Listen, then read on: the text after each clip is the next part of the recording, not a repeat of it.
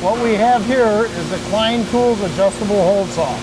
It cuts from 2.5 inch to 7-inch holes.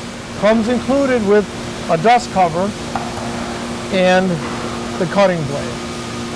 Also, it has an Allen wrench to adjust the different size holes that you need, from 2.5 to 7 inch.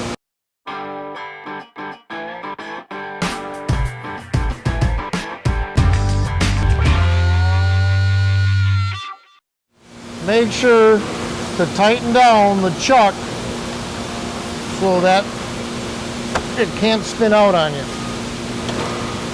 All right, now we're going to drill the hole. Through the clear plastic, you can see the center of your hole.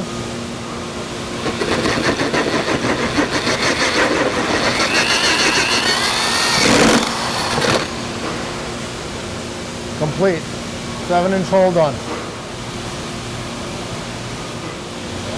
With the supplied Allen key, you go ahead and you can loosen up the cutting blade and slide it down to the dimension you need.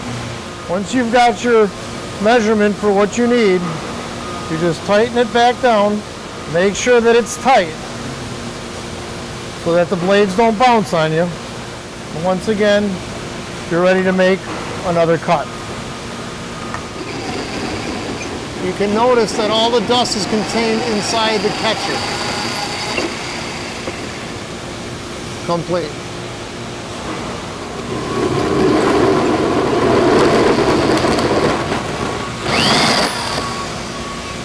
There you have it.